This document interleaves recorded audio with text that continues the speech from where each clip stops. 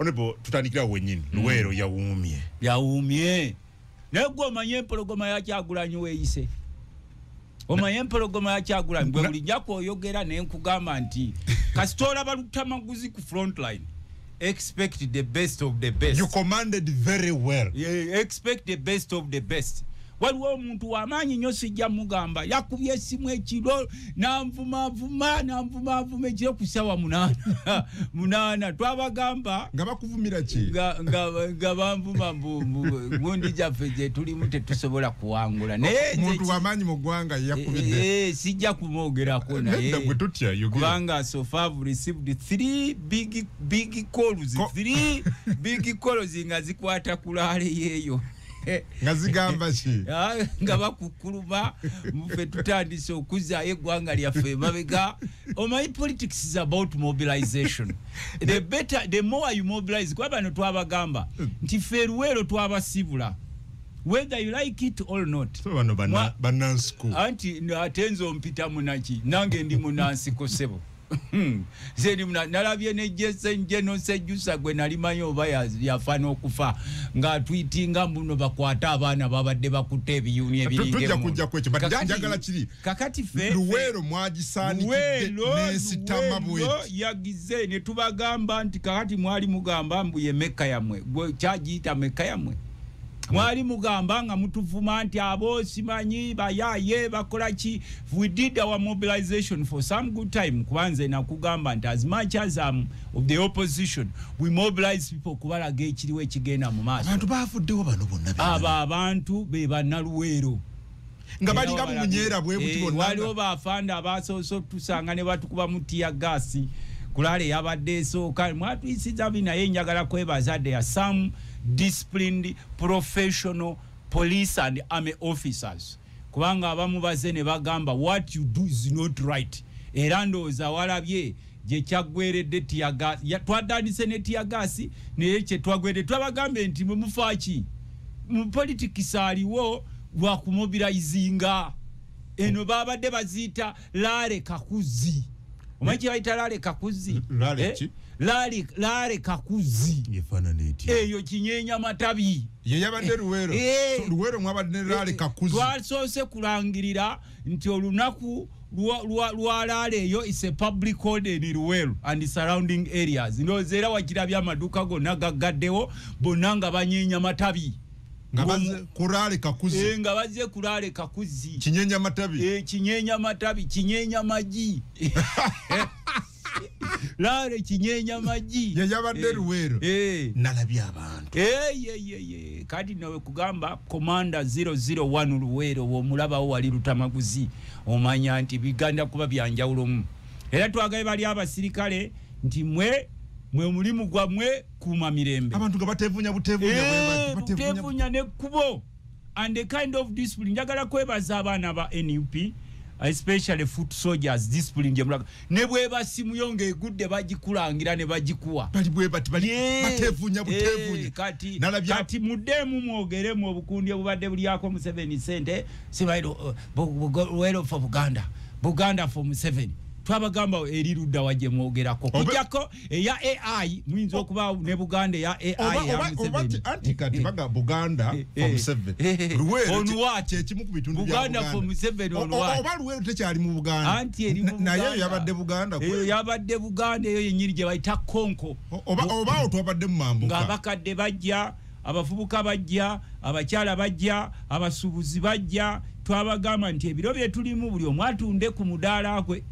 buli omu atunule ku mudaala gwe gw'okukuba essimu n'otandika okwemulugunya eri lutamaguzi musimanyi mutandise okutuprovokinga nga muyombayomba tolina kuyomba you also go and mobilize because sente tulina sente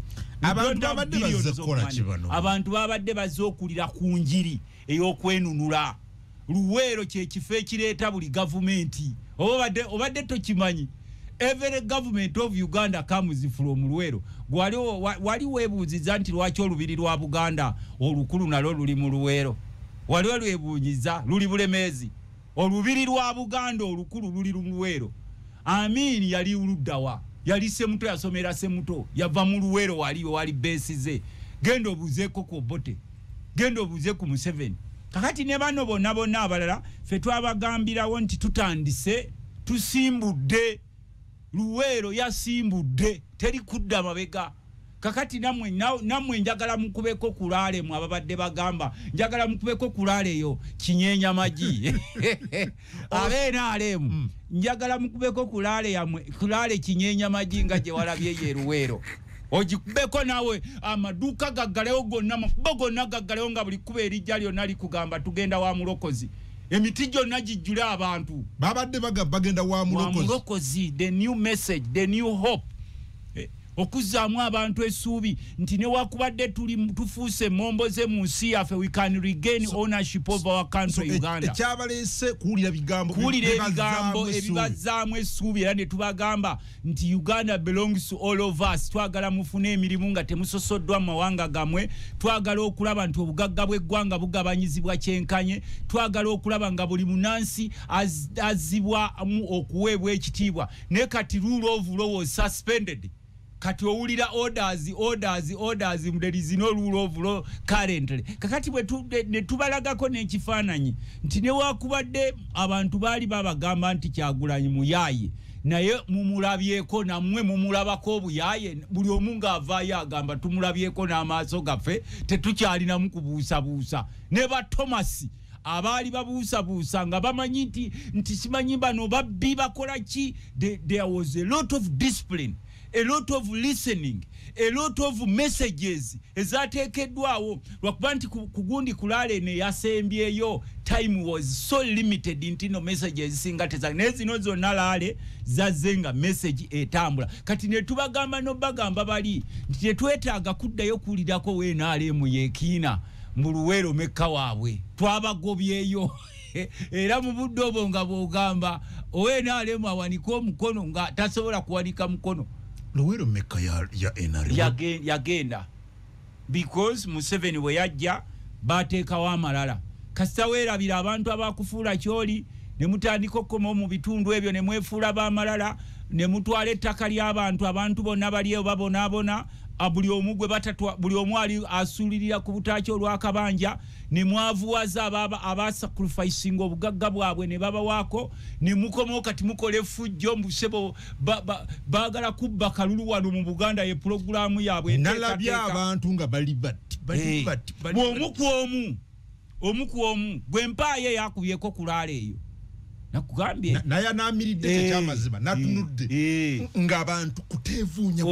olaba naawe atatukkiririzaamu naawe walabye ku kuteevuunya kuba biseera ebisinga bwe tubagamba mugamba eyo AI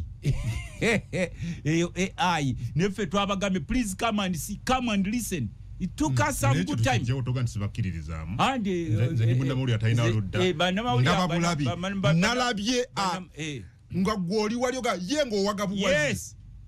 Yes, netubaga musoke mulye kubanga for us we have spoken a lot to you people. Abantu mwe mwajje waffe nga bwe mwali mufaanana. Message je bazzo okuwulira yeri we. Message yesuubi nti tugenda kwe design ya Uganda tuli buwambe. Yes, bali nesuubi.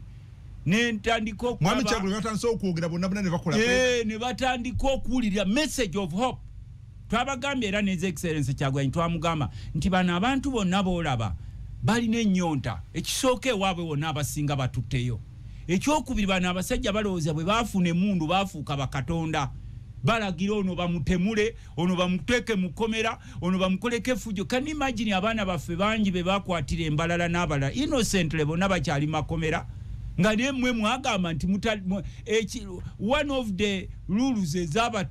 gundi ezabatwala mu nsiko reason number 1 was the suspension of rule of law by Obote. Ne bagamba ensi ebeeramu etya nga terina mateeka ne kati bye byabatwala mu nsiko is what they do. So kati abeeruweero twabagambye nti mujje muwulire olwaleero lunaku lukulu.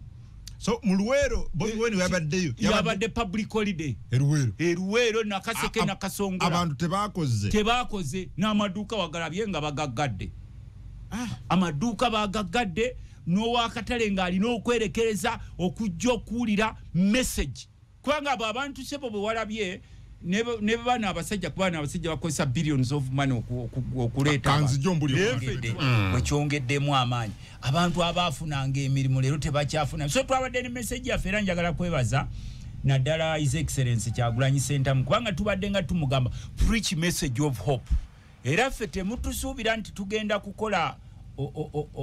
revenge. Museveni singa akkiriza ne banne ne bagamba nti babawangudde ne badde ebbali bulungi, we shall protect them and their properties including their families. Bwe bana resistinga nga bwe baagala okubalowozesa nti bakitalo nnyo, the end result is obvious. Tewagenda kubaawo muwanguzi. Okay, but Luwero yetandika. Honorable Tamaguzi. Luwero babadde nga batuganti. Yes, we balwanira kituufu bakolera bino byonna. Balwanirayo naye ensi abakyawa abasajja bano baafuna amalala mangi nnyo. Ne mukomawo ne mutukijjanya abantu. Bannaluwero ebikoleddwa gavumenti yo ntebabiraba. Ate kubanga okujja kwe twazze kwe bazze. Walabyewo gwe bakaka. Nedda. Buli omu yabadde ajja n'abali mu gavumenti nga temunnakuba masimu kukulumira Lutamaguzi. Mwali ebuuzizza nti abantu abaali nga abafa baatwagala nga baalagawa. Mubawadde ekigwe kiki kyolaba mu Luweero ekyo weenyumirizaamu ng'oggyeko obukunkumuka bwe bawa abana abamu abakubi b'engalo nga bo balina okukuba mu ngalo kubanga namungi kabonero akalaga nti kabonero ddala akalaga enkyukakyuka gye tubadde tubuulira nti bulemeezi myufu bulemeezi ziredi bw'oba ojja osaatuukirayo n'ebikya envuubyo sinnaba kulaba raale yonna mu Uganda efaanana yaawo kugambye komanda 001 Luweero wa Mulabe Triangle Lutamaguzi kasita omulaba nga akulembeddemu wali wabadde osuubirawo ki faffe twabagamba this day is public holiday tewali kukola buli omu ajja awulire message lwaki twetaaga okwenunula nga bwe baawuliriza Museveni ne kakati ono Kyagulanyi bazze okumuwuliriza what message does he have? Notandika okulaba abantu abamu they are panicking. Why are you panicking? Who is panicking? They are panicking over nalabye statement zibakola nze gani abanene basatu bakubidde ekiro omu yankubidde ekiro matumbi budde saa 8 ababiri ne bakuba nga bekyanga ne mbagamba please you have the resources go and mobilize oluso. Tochamusebucha si kuchamuka abantu tebakumazeemu nedda si kuchamuka kubanga kakati singa twabadde n'abantu batano wali badde ogamba ki singa twabadde n'abantu batano nali badde oga nti mwafunye batano wali badde oga nti abo bafunye abantu batano era kye tugamba bana abasajja twabagamba nga please listen to the wananchi nze nakubuulirako jjajjange omu yali mulwanyi historical omu kuba historical abatosuka namba 3 Dr. Jaka Luyombe yayamba Museveni buli kimu n'amuwa obugagga na buli kimu naye yafa akaaba olumbe lw'abasajja bano ng'abayita lumbe and then yali emotional tosobola kola but omuntu akukomya n'omuyamba nga bwe yajja n'akukomya bakomya Luweero ffe mwatukomya mu Luweero era kyewavudde olaba bwe bajja wali erulinga bazze nsiba nnyo nga nti olina okuba appreciative objective era nze kirungi kuba leaders abasinga okuba objective tosobola kugamba era nze sisobola kukola singa wali objective singa oga nti Luweero oba mu Bulemeezi waliwo ebikoleddwa ebirabikako nebikyabulamu naawe oli w'amawulire ate otera okugenda engoma eyo ewoono ani ono bona Honorable Nyongole bona wa bona waliwo omusomesa tusidiga message bona otera okugenda engoma nawe osobola okubinda gosanga nze nina compound eyes ezitalaba bulungi bindageeko naawe bindageeko ate byetaaga kuwikula kitabo gwe joyita bintu biba visible nze nkugambye waffe eddwaliro tulinayo eddene Obote yali tulekera Nakaseke main hospital Obote yali tulekera ambulance akaliyo nze nakasaka mu parliament kaliko Nakaseke South County era abeena alemu ababadde bagenda abafunya akabenja abamu ne bafe Nakaseke abadde bagenda mu bikujjuko byabo newo ke bakozeseza kati olosinga saaliyo mu parliament kukaleeta ambulance ako gwateko n'abasawo abaliyo anti nkugambye tigendo obuze era Obote yateekayo abasawo abaliyo anti Obote era Lutamaguzi yakola renovation y'eddwaliro eryo nze nziisa mu parliament nawe oyagala kubeera nga Lemani nasanga omusajja eyo ng'asiriwaza abantu ngenda kubawa ekkubo ne mubuuza no waawona asinga ne minisita teyeegabira kkubo neyono wawa ngalimba ngenda kuba bali ne kubo ndiwe chorus temuina masomero parliament ye basemera case temuina masomero munnakaseke ngagali gwempaye ku masomero gola banti we are proud of them esomero letu ali badde proud ali university ye Mbarara University of Science and Technology ye Mbarara World Bank yagituwanga olutalu luwedde Museveni n'agigano giteekera naye kankubuuze honorable Tamaguzi anti gwe nkugambye ngo wa mawuli ali objective nange leero kankutunuzeemu kamera show me the objective things nawe ngoziraba objectively nti kino kye bakoledde emyaka ana gye balwanira mu Luweero yensonga lwaki abantu babadde tebalina kujja wa Kyagulanyi Luweero teri mirembe emirembe bagiri ajegiriwa bebasikulanga ensi bwe bavaayo mu nsiko kyalabayo obuwanga bw'abafu anti baga nti bise agwe nkubuuza bwe bava mu nsiko zaffe kyalabayo obuwanga bw'abafu bwe bali tebanajja mu nsiko walabako ku buwanga bw'abafu Luweero oba ebijjukizo by'obuwanga Amini yali mubi nnyo nembuulirayo ekijjukizo ky'obuwanga ekyali Luweero ku mulembe gwa Amini Obote yali mubi nnyo Obote wanu naye tulage eyo nga bano tebanajja kusiikula kulekayo buwanga bw'abafu Obote obuwanga bwe yali aleseeyo ewaffe ebijjuko egundi ze twalina eyo namunkekera waliyo Julie yagulanga emmwanyi who owns it today olwaleero tulwanagana nabo bataddeyo amapolling station gaabwe ag'okubbiramu tugamba byabakama agajje mu budde naawe mbuulirako ng'owamawulire nti kino Lutamaguzi okumanya oli wa mutima mubi kino abasajja kye baateekayo emyaka ananga bafa nkubuuza ani yaleetanga panda gaali ate bano gavumenti anti bano be baaleetanga panda gaali kati gwe bakubuulireko olaba abasajja beeraliikira abavubuka bakutte biyuuni ekiyuuni n'akigira wali panda gaali bano bennyini be baamuteekayo bwe baava mu nsiko kyalabayo panda gaali anti batya which stability are you talking about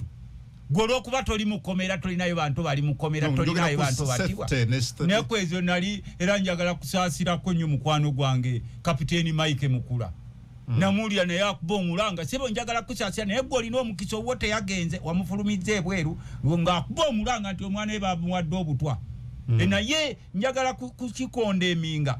nalabye abantu nga bakuweereza messages obusagwa nzoli yadde oli weenaalemu mukyala muntu mulamu y'omu ku bakyala Abaganda bemanyi abali extremely sober mukyala w'oyo Mukula waayigira naye bwe nalabye nga n'omwana w'omukuba honkozi beenaale mu Mukula ng'akuba omulanga nti owange naye badde alugeeze ensi nemwerekereza ebikompola bazuka neŋamba abaaye omusajja munamumalako n'ebyewungula nga bamuweereza protect your gain kakati ne tumuga kisebo go you are very lucky nti owosobodde omufulumya eggwanga yamututte oba Isirayiri mbuba munuunemu kakati ffe abatalina bakasente katwala baffe Isirayiri omusajja gwe omu ku basajja abagagga bamuja basajja balaba ffe mu Lunyankole tumita basajja bareeba wamulabako basajja balaba bashijja bareeba yakuba omulanga n'agamba maama we yamufulumya n'amumalirako obukadde bwa $6 nti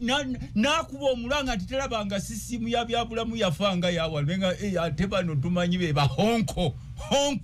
enale mu honko uliranga nabo batandise okukuba omulanga kati we nalabye Mukula naye wali badde okondeminga abaana bo abawagizi bammwe abasindisiza zibazoka tosobola sindika zibazoka amuna ali Mukulajana ezo bazoka ziri nomo kati olwaleero n'ofuna akabenje ng'oli mu kitisaati ky'enaale anti naye mbadde nkugamba gundi yaffe it is funny these days nti omuntu afa abantu ne batandika celebration naye nze nga nze omubaka wa parliament naddala omukulembeze I was hurting and aba Mukula atwala omwana we amuddusa nze ate njawukanako ku balala kuba statements zange baba bazibira ne bagaa nti omusajja olu naye sebo you are very lucky nti your son Honorable Captain Mike Mukula you're very lucky that your son survived. So many Ugandans have lost their lives mysteriously mungeri eyetategerekeke eryawo kati mu Uganda buli omu yeekengera munne era ekyo twakibagamba kubagwa wali obaddeko minister nti eno ye government yoke kyatwewunyisiza wosanga ba minister nga buli minister agenda mu State House nga balinayo cabinet meeting nga alina ekindazi kye mu nsawo anti nkugambe nze kati kankugambe president's office eri opposite parliament obadde okimanyi tino nti cabinet olumwetera eyinza otuula ku parliament awo nola bibindazi mu makoti minister ngo SF samukebera amugamba kino kintu kindazi kyange buli omu yeekengera munne Jeno Museveni yekengera ba ministers be ne ba minister bekengera bannaabwe kakati bobeera mu nsi nga buli omu yekengera munne nga buli omu tamanyi kiddako we want these people nti mwe mumulyawo mu lusaago n'ebiseera bigenda tuuka nga buli omu tamanyi kiddako ebiro bye tulimu tewali amanyi kiddako n'abali mu State House bagamba oba kitandikirawa n'abali ebweru wa State House n'abantu banabalala kubanga if you see such big people like Mike Mukula the NRM honkos polisi kyanonyereza ani yakole fujjo ku mwana we anti nkugata sobola kukifuna bajja kuba banoonyerezaawo tomalamba ntumanyi no anti ulirija kubanza akugamba nange ndi mukulembeze ayamwe leader omukulu owakatumba byakomawa gwe bakuba ebyasi owana dduli byakomawo omwana we omwana wa nebanda byakomawa bagamba nga njagayaga tulina abantu baffe banje abazze bafanga bateekateeka waawo Mukula is very lucky that he not series sani nti obulamu bugenze babu abadde nga akukuluma nawanika ebigere bagamba baneba era ne sawa zalera agira ne cyanga ne tuvuga wayi goli honko ba honko temunasoma kigenda mu maaso kubanga ffe webitutuuka keno ne bakugamba nti gundi ali mukomera edi mutwe bagamba it is normal Bobby Giant ali mukomera nga bagamba it is normal nabine ebira kubanga twetaaga okuzimba eggwanga nga buli omu alina emirembe nga buli omu teyeraliikirira munne kati okimanyi ti ne Mike Mukula atandise okubeeraliikira ne mugende ewe nga ate naye Hong Kong ayambala kiti ate kakati nkugambe watching numbers because we've seen people having numbers before nalaba ku numbers za Dr. Kizza Besigye nalaba numbers za Honorable Mama Mbabazi they were equally huge nebo yogira chemwalabi olinga gati checho okuba ne mu kifano gati yes twakuza because of these numbers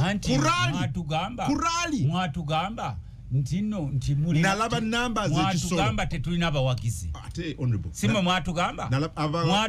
NUP terina abawagizi si balonzi anti kyenkugambye anti honorable abawagizi sibe balonzi goyawulo oti abalonzi n'abawagizi kubanga nalaba numbers mwami Kyagulanyi ageze ekisolo in thousands bwatuka mu ballot opposition combined mwafuna obulu mwafuna obulu 10 nga mubina wagenze ku muzikiti n'osanga abasiraamu bali munda naye tomanyi to oba wasanze abasajja bali munda nga baazina muzikiti naye nga oli mweraliikirivu tomanyi oba basiraamu basiramu obasanze munda mu masijidi fe abakatuliki bwe tusanga omuntu ng'ali masijidi mu biseera bya swala nga bajjudde ate sidde nembuuzi oba bano balokola abali muzikiti baba baswahaba wabadde banoonya maseko tubuulira ki naye bwe tuka ku ballot box tebajja ebyo biriwo obitaputira ku ki kubibaddewo kati nkugambye nti omulundi guli you live alone the by-elections have their own gundi obugundi bwazo nkugamba tugenda mu general elections not by-elections I'm talking about general elections mwe tugenda okukyusiza eggwanga mwe mwatugambanga nti Western Uganda abanyankole bawagire NRM ne tutuuka wali embala musajja n'alagira nti makube ne ku miggo bawambe n'okubawamba walabye General Museveni we yabadde embala gye mugamba gyali n'abawagizi nga babasomba naye nga tebawera ate babadde bawera nga babasomba ne bakwatibwe ne batandika okukwatibwa ensonyi ate baweze mwatugambanga NRM gyeri embalala konka baragahi abembalala bakagenda ngahi abawagira NRM mu rubuga olw'embalala omushinja yagenda omusijja yagenda bamwe akwenda kulia kakati no twetaaga mutandika okuyiga politics w'abasajja bano gwe bazannya ow'ekiyayeyaye okuportrayinga support gye batalina anywhere basooka ne baportrayinga nti Buganda eri mabega waabo oba twalabye rally za njawulo because I saw people there I saw people in Mbarara ku rally ya Museveni nze be nalabye obwedda basombe nobeera in power for 40 years ng'okyasomba n'abawagizi bo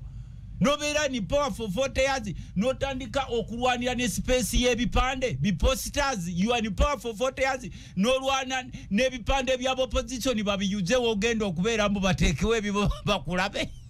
koka Uganda twakugambire okazira abahagizaha wano tolinawo bawagizi mukamugirangu tayine bawagizaha twamugambire nti murugo lw'Embarara okazira bahagizi tabine kakati naye yatuuseeko nga mukambwemu yabadde mukambwemu era mu abamulomba mu ngalo mulina okuba abeegendereza mu budde buno kubanga mukuŋŋaanya ssente we told General Museveni the people you sing around you don't genuinely support you. Someone is telling you here that you should calm down. Yes, because the people who came to Kyagulanyi wanted to see their best musician. The best musician. They came to see the musician. Who know one? Bamita Julius. Julius Wakasanke. Golowooza lwaki abaze ku laale ya Museveni tebaze kulaba balunzi bande? Oba abayimbi abalaba abaddeyo. Oba abaze tebaze. Basitesha mayanja bano ababuukabuuka mu bbanga. Why do you think? Do you think being a musician it makes you to be a fool? Gwe osobola okukola ba musician bye bakola. Gwe aleeta ebyo. Mwe mulyako omusajja sente mutuuka n'okumweraliikiriza ne bamugjawo okulaale ne bamugamba bamututte kuwumulamu nga naye kyalabako takikkiriza. Nabuuza ati konka abawagizi bali hamunonga akagenda nkahi murahi akagenda ngahi muri nkahi ab'olubugo olw'Embarara nga tali kureeba n'ateekamu ssente ze. Twababuulira nti politics ono aliwo gwe muteekawo ow'ekiyaye luli mwatuyitako mu covid ne muteekawo ennanga. Olina interest y'amaanyi mu rally za Museveni. No, eggwanga litulimu ttaano. Eggwanga litulimu ttaano. We have been the alternative government. Kati tulina okugoberera n'obuuza ani army commander, ani police commander, ani CID. N'okompeyalinga ne CID wamwe gwe muleeta. Nobuja ni notunula ni army commander kwa kati tu mwafunye do obuyinza anti kati obuyinza tutandise okubulabako obuyinza sebo sawe no mulengera ku buyinza bwe obuyinza sebo tubulengera honorable nali nawe obuyinza tubulengera sebo anti gwe nakugamba golina compound eyes zitalaba kiti tulabafe kuwa compound eye batusomesanga mbwebuke bina compound eye tebiraba kintu mu ngeri yakyo mu mazima. Kati nza maso ga compound. Kati gwe nkubujo na compound aya atalaba kigenda maso because even these so-called generals are worried. Olaba mu biro byabwe twabagamba nti bwe tuba tunazimba eggwanga ekyo tutadde mu 2021 nongambe bigambo byebimu kungu tulengera ku buyinza bubu no tubulengerako 5 years down the road mu 2021 waliwo ebyagwa bitalaze twafuna covid. Omusajja n'akozesa advantage ey'okubba obululunga yatambula yekamugwanga ati uliriza bakumbozi nakugamba modern day thieves bwakubba ate yakuba enduulu omubbi ababbi b'NRM bwakubba embuzi yo ate yadduka akuba enduulu embuzi bano kati babeera confused omubbi wuuyo naye ng'ate yagenda n'embuzi yo. That's why we are confused. The other day ekitiibwa Honorable Betty Kamya came out n'atugamba nti mwe mukyali awo ne mumanyi nti abasajja buli mwaka babba 10 trillions the grand thieves of this country. Can Museveni explain to us as a country, as a chief executive officer, who takes those 10 trillions? Because those 10 trillions are not taken by the ordinary citizens of Nakaseke, Olo Ngoma, Olo Semuto, Olo Kasangombe. They are taken by these thieves. Ne bazireta ne mu bululu ne babawa 10 trillion 10 trillion ge makubo 15 aga chorus ge babba annually ne parliament erina wali reports duli twalina omusajja ono era twetaaga ennyo okumuliko organizing and history of Uganda Tamale Benjamin ampadde nte mukulu Muwanga Muwanga omumanye eyali auditor general Muwanga nga tuwa report naffe ze twadependingangako mu parliament gwali weebuuzizza nga muna Uganda who takes those 10 trillion who steals that money Tamala mpadde ntange ngende mbara bampente yange anti agikutere ku simu ekyo kiba simple ebintu biba modernize omusajja abeerera kya nakugamba nti nkuwadde motoka nagikuteera ku simu tolina kuddawo kulinda mbusimanyi asooka jeno amale kujja ente bagiteeka ku simu mugambe nti ente eyo namba yeriki ng'ogiteekako ku simu ajja kugireeba mukasage kungu nyowe nakwe Benz Benz bagiteeka ku simu ekyo talina kumala kuweta wali eri kakati naffe nga bannansi tulina okutuula twebuuze tutuuse tutya wano we tuli tuzaako ki waki buli omu yeeraliikirira munne olwaleero omuntu bw'ajja ku geeti yo osooka kumweraliikirira ekitaaliwo nogenda fenga balutamaguzi nogenda mu ofisi ya speaker wa parliament ne bakwaze emirundi mukaga ng'omuyekera newe mudda wana ate mu housing oli akuyita koligi wogwo yaze emirundi mukaga minisita wa Museveni ng'agenda mu cabinet n'agendanga n'ekindazi kye mu nsawo kubanga naye yeekengera bagenda otuula nabo baminisita banne ne mukama we president amwekengera Tamale Benjamin anteddeko million 2 wano nagamba gandi buy it. Wadde millions 2. Webale munonga. Webale munonga. Webale chishija. Jaha zigure embuzi. Murugo zigure embuzi. Nogamba runyankore kandi n'orugamba je. Murugo olw'engoma zagure embuzi. Runyankore n'orugamba je. Kakati Tamale millions 2 webale. Agai kongo you can buy that cow. Please I will buy it. Tamale Benjamin ali mbarara. Asante sana. Webale. Alabika mulunzi oyo is a farmer alabika mulunzi kube naku zino teri business people basobola kuwayo yadde kakadde embeera gye bayitamu ey'omusolo. Kabampanyo onage kungusoma namba nange nzikutereko. Twala ku processions onebo mwabaki mwabatawulira akakiiko k'ebyokulonda kagamba mutuula nako nga temunnabagenda mu kuba rallies but all they see are processions thousands of people nga batambula mu makubo kakati gwe kye twagala okugamba the regime is extremely scared regime batya processions are normal they are normal mukulu byabakama twakugamba waliwo byobuusa amaaso n'otandika okututeekeyo kuba ffe tukutunuulira akaluke tugendamu example gyewadi yakadaali n'embaga na buki oyina example gyewabadde somewhere simanyi embaga simanyi anti nakugambye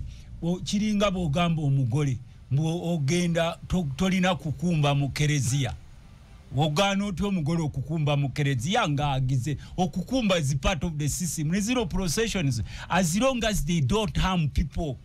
tetugadde makubo tetuna bantu betukubye ate mwe mwali badde mwebazanya ekibiina kya National Unity Platform naddala His Excellency Kyagulanyi Ssentamu discipline gwatadde mu baana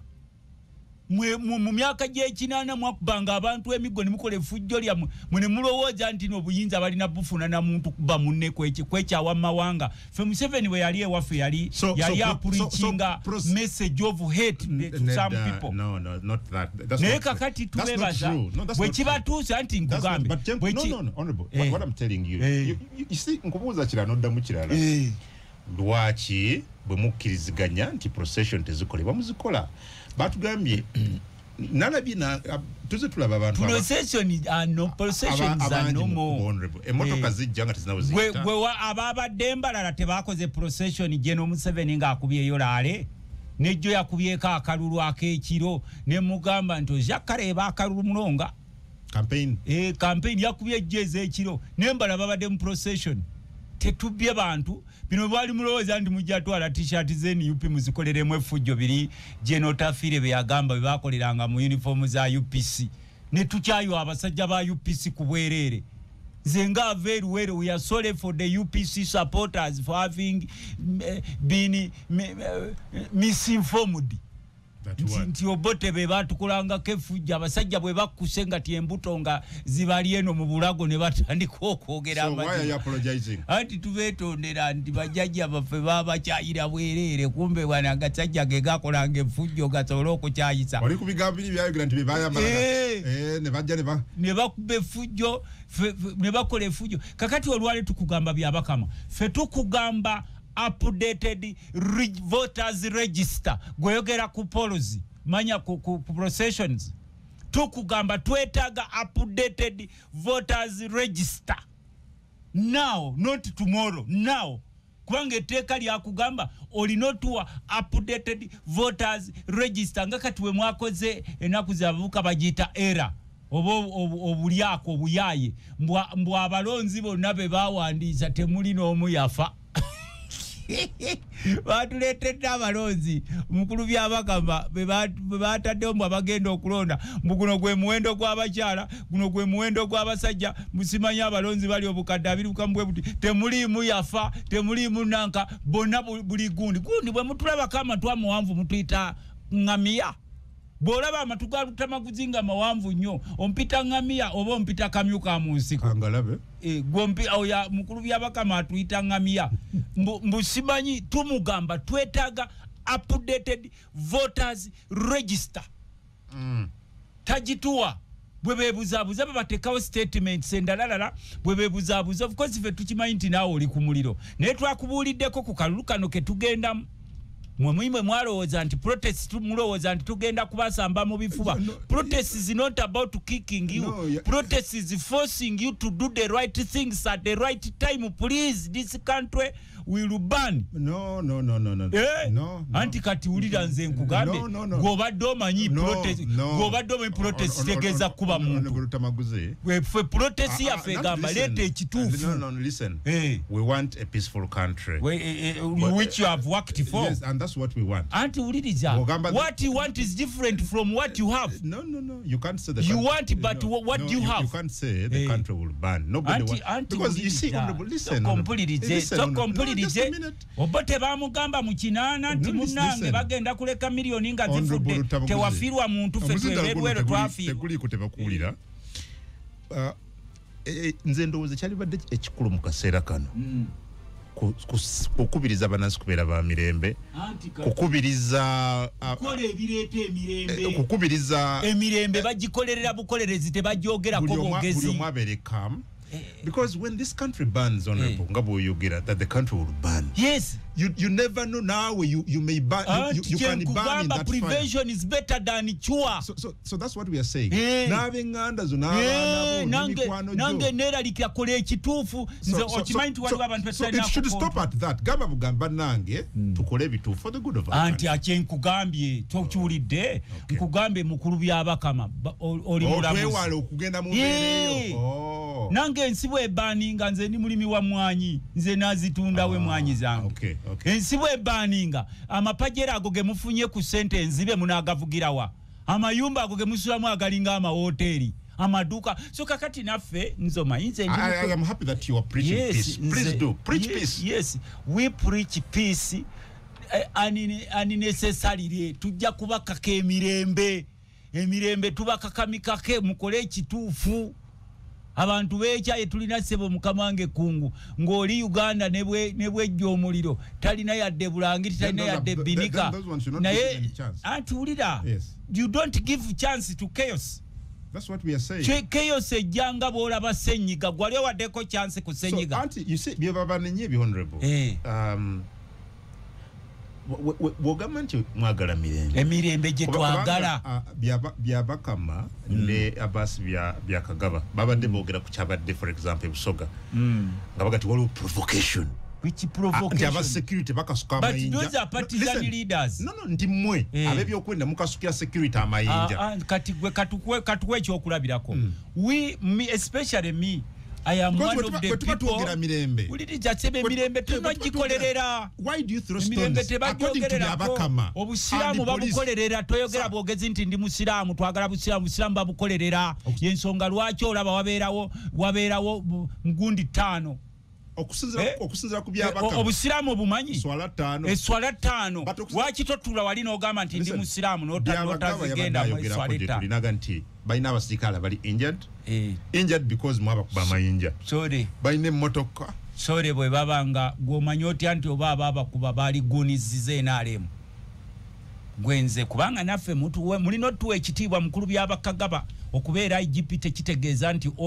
police as institution oba Uganda kubanga ffe tukugambye nze omu ku bantu abassaamu ekitiibwa the gallant police officers gallant arm officers netugamba they deserve better era ffe message yaffe kugamba ne bw'oba member wange NUP why should you injure police officer why should you kati muyinza n'okugamba nti owaka pikipiki oli gwe nalabye ku gondi ku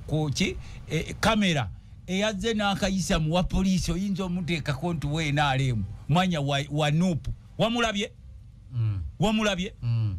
as much as inaffe to preaching a gospel eri civilians respect police as an institution as an institution you should also preach the same gospel gwakyo wa police okuba abantu mu tear gas kyekikusasuza obakuba emiggo obakuba emiggo okuba bakiba nansi nga bagenze kulira bagambe ndiwabeerawo ensobi kubanga wuliriza ffe tubagamba teri wa NUP akirizibwa kukuba wa polisi jinja teri wa NUP akirizibwa kuba wa maje jinja kati we tubagamba tulina okuzimba Uganda buli omu gyalina okweyagaliramu nga n'owa polisi talina kutya wa NUP ali mu overall move galanzikirize byoyogera njagala tule mu kamera yange njirabe yo kamera yo ng'omukulembeze obuvunanyizibwa gwogambye nti preaching emirembe nange njagala mirembe eri banansi mu kamera eno ovumirire omuvubuka bwe twalaba mu Katambi ne tukyalaba mu Butambi eyalumbye omukyala omusirikale wa traffic n'amukuba anti kati osooka kumanya kozi bw'owulira nti there shouldn't be any justification bw'owulira nti omukazi yalinye nyazaala we mu kifuba ng'oli mulamuzi yabadde ku raali yammwe honorable yabadde ku raale najja na ate owa traffic okola ki ku raale kubanga violence nange neetonda ku lw'abasirikale baffe especially the soldiers the gallant police officers gallant soldiers who do their work professionally tetukkiriza muntu yenna kiba kikyamu okumukuba ejjinja oba okumukolako effujjo in the same way era tuvumirira abapoliisi abakozesa effujjo nga gwe yali mu kabangali n'otomera abaana ba bodaboda abali ebbali omusirikale wa polisi n'otandika ofuuyira abantu kamulali mu maaso gwe bajja kukolako mumbe anti kyenkugambye if something is wrong tonnawuliriza conclusion yange sooka owulirize lwaki tosooka kuwuliriza conclusion ya statement yange gwe bajja kukolako olw'obusungu bw'abaana abo naffe tugenda kujja okkondeminga ekintu ekyo nga kirireeta omusajja omufuuyidde kamulali mu maaso ali kulaale ovudde eri omutomedde mu motoka so namwe tubagamba naffe tuli bakulembeze we condemn such kind of hooliganism especially ezikolebwa kuba professional soldiers professional police officers naye namwe abababeeramu abeeyisa obubi naddala kuba nabyabufuzi naddala kuba opposition mubagambeko nze ngenda okujja omugamba nti owaayo omusajja owaki obadde omunyiga ng'akulaga amaaso talaba wamufuuyidde eddaka amulali mu maaso ekyo kiba kibi nnyo message of peace thank you sir Panange honorable lwaki temutusaasira ng'eggwanga ate okubasaasira tutya nga temwesaasira buli weekend oyo na parliament kyeni mukulaba parliament kijolina we efaanana etya for example nalabye parliament government ya spending 37 billion okugula power stabilizer eya roofings limited nalabye actually leader opposition naye ng'akugamba nti bannange criteria kyekozesebwa bano abasajja bannagagga okuba nti government esobola okuba bairinga abasajja mulina okumanya banyimanyini makampuni abo ekyokubiri parliament mwotula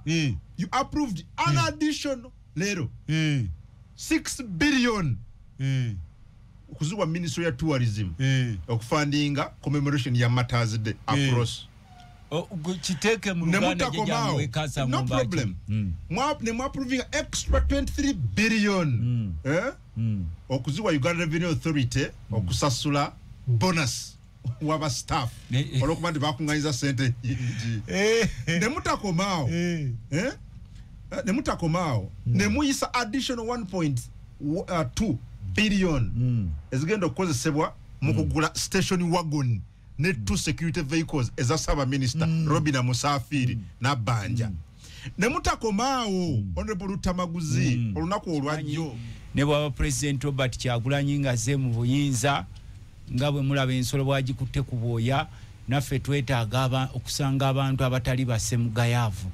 nga buli omwali nakyakola ekiyingiza sente mu nsawo. Njagala kusaba bannanga abayuze ebipande byange byonna olwaleero bukedde ku makya mu tawuni y'e Namirembe yonna mu Nakaseke nga bagenze banners zonna bazisalamu. Baneefe ne bwe mutukolako effujjo ne bwe mutuwalana temusobola kujja obuwagizi bwaffe. Ebipande tebirina musango. Bangambe waliwo n'omusirikale omu weeyo mbukufu eyo gye bamuzaale eyo jajja mwagenda akola effujjo agamba Museveni yamulagidde mutemulina kulonda Lutamaguzi mbe balonda Lutamaguzi bajja kumutemula. Sebo musirikale gwe weebereremu si ye gwasoose mu magye ne boba waranka kitokkirizibwa oba oyagala kwetaba mu byabufuzi byaffe eby'e Nakaseke jangu yambale kubanga omusirikale okujja ng'otiisa we mugane mujja n'obumundu nange siri wa bulijjo ssebo oyinza okujja newewerera Lutamaguzi nange sirinzekka ebipande byange bagenda babiyuza babisazeemu nja kwako ne kunanka ku mikutu gyonna ewatimba abantu babitimbula banners bazisazeemu neze kyembadde ngamba waliwo omusirikale yagenda atiisa abantu bange yabadde ku mukolo gwe Kaddunda n'abeera omukwanjula batugambye obeera mubende wali amakaago naye ng'osibuka okufu mbojja n'okola effujjo n'ogamba Museveni yakutumye okukola ku Lutamaguzi nze oyinza okunewerera okuntemula ate ne batemula gwe okusooka gwe mulowooza ffe tuli feka mbugwe gy'oli okola effujjo lyo ogambe mbu nogundi batutemye okumutemula oyinja kuba tonnantemula nga gwe basookuse okutemula gwe lowooza lwaki information ebintu ebyo bibi nnyo kisibeeragire biwulika bubi kisibeeragire era naffe tubagamba abewerera okutta oba okutemula omuntu yenna kintu kikyamu mbangambe mbu omusajja abaddeyo simanyi mu kwanjula kwewaabwe ye kufu n'agenda neeyo simanyi Namirembe mbu amanya Kaddunda ku masomero ku mukolo yewerera mbu Museveni yamutumye bwe bumulonda tujja kumutta ne Kyagulanyi sebo gwe musajja gwe musirikale gwe sijja kwogerako manya webereremu sigwa soso kwate mundu bayinza okupiga nga nze tonnampiga ne bakuba ku mutwe nedda ebyo bye mukola effujjo lyamwero ne mujja nga munoonya ebyokulya n'olowooza nti bw'okwata akamundu oba wakitalo bw'okimanyi nti nange nina abasirikale abakulu beninawe empita mu ggye ly'eggwanga nolumpuliddeko nga mboogerako gweyinza okujja ne olowooza nti obakuwa akamundu ne babawa buno bwa assignment n'obulowooza nti oli wa kitalo nnyo ojje weewere okutta kasita wabyogedde mu lujjudde ne famire yo bagiyigga ati gwe nkugambye oyina ku butambi obumbuulireko kubanga boga nti butambi ojja kufuna sebo n'ebikyamu ebanga babikola bwe bityo bikyamu I thought eggwanga lino lirina okubeera nga tukozesa emirembe egiriwo tuleke kwewerera abantu kati nange bwe naalibadde nsuubira kubanga politics is competition kuvuganya bw'owulira nti oyagala okuvuganya ekifo kye jovuganye naye gwe nojja muyuza ebipande byaffe mubisalamu abamu beewera yewere eno n'omugamba ofiira kigwe gundi Sseruganda tetuli ba bulijjo naffe bwe bondaba oli omuntu okyaba ndi ensogiraba eri nnomo oyagala kukiddamu bakitegedde naye njagala kukulisaayo nnyo abantu baffe bonna be tubadde nabo mu great trek ey'okunoonyeza His Excellency Kyagulanyi Akalulu mu Luweero ffe tubadde nga tugamba abantu nti ebyobufuzi biringa byamaguzi buli omu aleeta kyatunda otera okugenda wali ku Hamutawa manyiwo si buli muntu nti atunda ngatto kwa Mutawa waliwo abatunda engoye kwa Mutawa waliwo abatunda tawulo waliwo abatunda zino sneakers omuguzi najja n'agula ne mu politics twabagamba sell what you have sell the ideas to the nation kubanga ngawe tuli botunulira eggwanga lyaffe nga Uganda we lifaanana tuli bubi nnyo mu byenfuna abantu baavukungu ffe tukkirireyo omanyi ebiseera ebisinga mugane mutugamba ng'abakaba parliament lwaki temusiibeeyo mu bantu omanyi obwavu obuli mu bantu nga n'abamu tebasobola kweteekako kwetuusaako ddagala ng'oli ali mu nnyumba obulwadde bumuluma naye nga tasobola ku affordinga medical bills n'abeera omwo ne bamuyiza abalala abaana baawumudde naye ne school fees tebanabasasula so neyanziza nnyo omukisa guno